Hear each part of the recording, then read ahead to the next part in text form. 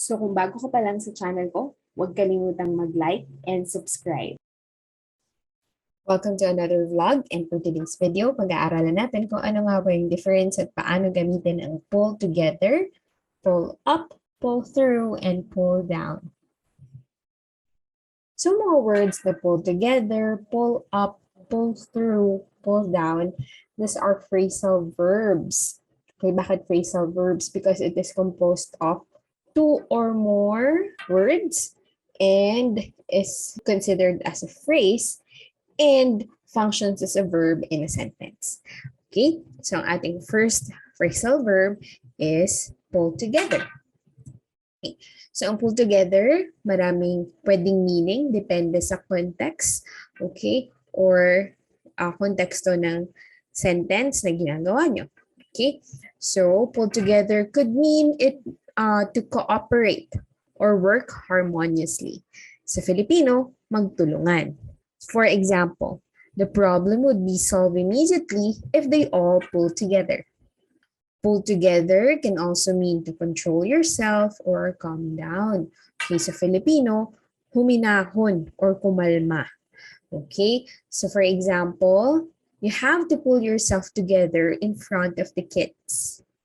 Pull together can also mean to link different facts to form a single theory, argument, or story. Ibig sabihin, pagsama-samahin yung mga nakalap na impormasyon, okay, or ideas to come up with one idea.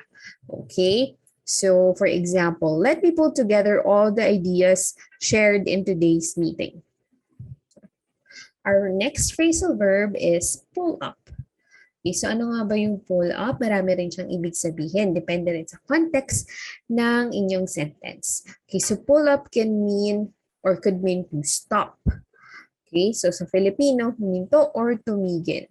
So for example, the taxi driver pulled up near the bridge. Pull up can also mean to move something closer, ilapit or hilahin. Okay, so example natin, just pull up a chair and sit anywhere. Pull up can also mean to improve on a skill or a difficult situation. So sa Filipino, ibig sabihin yung pagbangon. Okay? Alright. So for example, she tried to pull herself up after the abuse she experienced from her ex-husband. Pull through naman, on the other hand, it means to recover from an illness or a difficult situation. Okay, so sa Filipino, yung makaraos, no, or makaligtas, okay, yun yung pull through.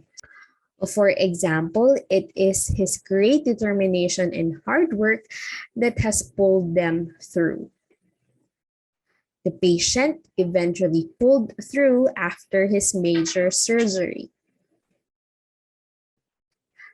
And our last phrasal verb is pull down. Okay, so pull down can mean to destroy or demolish. Okay, sa Filipino, sirain or gibain. Okay, so ang sample sentence natin, first, the students attempted to pull down the makeshift classroom. The building was pulled down last month. So I hope madami kayo natutunan sa video na ito. Okay, and if you like this video, please don't forget to like, comment, and subscribe.